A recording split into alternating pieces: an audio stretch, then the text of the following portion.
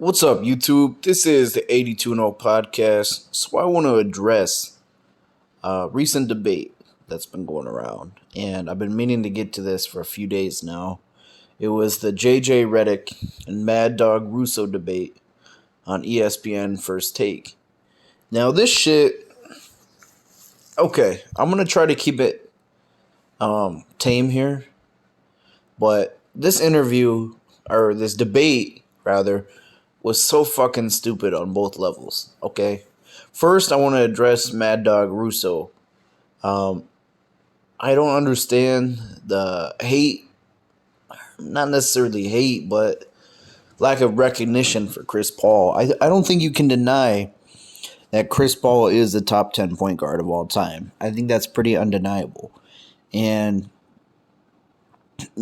just because you like an old player better doesn't mean that this new generation of players isn't good, And, okay, that's all I got to say about Russo. About JJ Redick. How the fuck, I'm sorry, man, how the fuck does Chris Paul winning a ring make him the greatest point guard of all time? Is he fucking Magic Johnson? Is he Oscar Robertson? It's fucking stupid. And I like how Mad Dog Russo brought up Kuzi. And I noticed JJ Redick did not know what the fuck he was talking about in that debate. And there's a common criticism of the early NBA where it's kind of like this elitist criticism where they say early NBA players weren't really good players because they had jobs in the offseason. Now, a lot of this shit is blown out of proportion and exaggerated. And I'll tell you what I mean. In the early days of the NBA, like the late 1940s, I believe the highest paid player was Joe Fulks. I believe he was paid $1,000 a year, right? Now, as the NBA started growing in popularity, guys were starting to make more money. But this notion that Kuzi only played against firemen and I think it's definitely exaggerated. And let me tell you why. Sure, if you want to be fair, in Kuzi's earlier days, right? Maybe guys didn't make too much. Like, maybe guys had to have side jobs, right? But I know as he came into the NBA and changed the game, revolutionized the point guard position, he gained a lot of popularity. And this is when the NBA started paying players more. For example, for those of you who don't know who Bob Pettit is, he was a great player in the late 50s. He was paid $20,000 a year.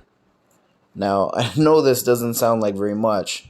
And I'm talking about for the 1957 season, he was paid $20,000. I know that doesn't sound like very much. I get it.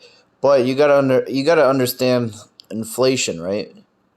20,000 in 1957 is the equivalent today of 204,000. Now, I know that's not what NBA players make today. They're making 30, 40 million. I get it. But 204,000 is definitely living comfortably. It's, that's not bad. These guys were living comfortable living. These guys were living comfortable lives by the late 50s. And by the early 60s, they started having team planes that they were traveling on and first-class hotels. So it's really, really blown out of proportion, this notion that, they were playing plumbers. They had no talent. And he brought up Bob Cousy's 29 assist game, right? Here's the thing, right? He said the entire game he was only guarded by plumbers. Well, who the fuck on that team was a plumber? If I'm going to be literal with this, maybe you're going to laugh at me, but I'm going to be literal with this because it was in 1959, I believe, the game that he played against the I think it was the Minneapolis Lakers. It wasn't the Los Angeles Lakers. Yeah, it was the Minneapolis Lakers. And I think it was. I do believe it was against the Lakers that year that Bob Cousy had it. If somebody wants to correct me if I'm wrong on that, go ahead down below. Feel free. But my point I'm trying to make is who on this team, on the Lakers team, was a plumber? I mean, Elgin Baylor? Who? None of these guys, I did my research, because I think the game, he said 29 assists, but I think the game he was talking about was actually the 28 assist game, which was February 27th, 1959, where the Celtics defeated the Lakers 173-139. I think that's actually what Mad Dog Russo was talking about. He just misspoke off by one. But seriously, who the fuck on that Lakers team? Someone want to correct me down below. Who? I'm being literal with this shit. Laugh at me all you want. But who on that team was a plumber? Elgin Baylor? Vern Mickelson? We're not talking about the NBA in 1946 when Joe Folks was playing. We're talking about the NBA in 1959 when star players were making $15,000 to $20,000. We're not talking about the $1,000 a year contract. I think it's over. And this is such an elitist way to criticize players. You're saying, well, I'm not going to count them because back in their day, they didn't make as much as me. Motherfucker, JJ Redick didn't make near as much as guys in his era. He was just a fucking spot-up shooter. He couldn't play defense. He never won an MVP. He wasn't the best all-around player in the game. He didn't change the game. Who the fuck are you to criticize Bob Cousy, motherfucker? You don't even have an MVP. You weren't even the fucking fifth best player on your team. And you want to talk about these guys didn't make as much money as me, so they don't count. Okay, motherfucker. You're out of league right now. What are you doing? Oh, you have a podcast to make money? You're finding other streams of income? Why? I thought you made so much money in the NBA. You don't need other streams of income. See what I'm saying? And it's stupid because you see these motherfuckers defending this shit. Like, straight up, you'll see a Lyft driver commenting, oh yeah, fucking, they were taxi drivers. You look like a clown, you stupid motherfucker. You look like a straight up fucking clown. You don't understand that if these motherfuckers back in the day didn't play, if they didn't bring any popularity to the game whatsoever, the salary cap wouldn't have risen. Without Bob Cousy, you wouldn't have all these guys today. So, like it or not, you got to give them their due where they're at. Yes, it's hard to compare Bob Cousy to Chris Paul. I didn't like that debate on either side, right? But to be fair, if you want to look at just how good they did in their era, it's still not even close. Cousy had, I think, 6 championships.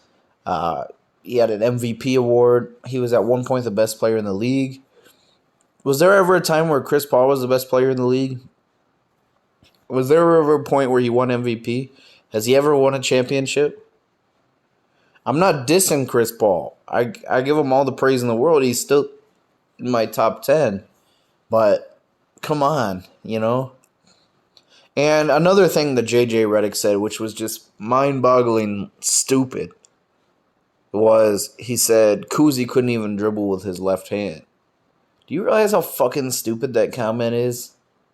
Do you realize how stupid that is? Bob Cousy, right? Who taught himself to be ambidextrous after he broke his right arm.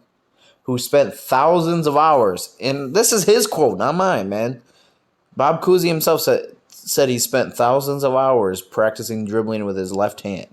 And he was very well known for being ambidextrous. You stupid motherfucker. And then you read the comments on this debate, all these idiots that will never do any research in their life saying, Oh yeah, Bob Cousy couldn't even dribble with his left hand. JJ Redick owns him. Stupid motherfuckers, man. Stupid. Stupid motherfuckers. Learn, you know what? Do some research on a player before you critique them. All right? Because it makes you look stupid in the end. And JJ Redick was never even an all-star. Just a spot-up shooter. And this is the problem with some of these guys today. They have no respect for any of the players who came before. You know, they don't care about it. And it's getting worse. This is the only sport, to my knowledge, right, where it's become the norm to just shit on players from the past. I don't see that in baseball. I don't see that in football. You know? It's stupid, man.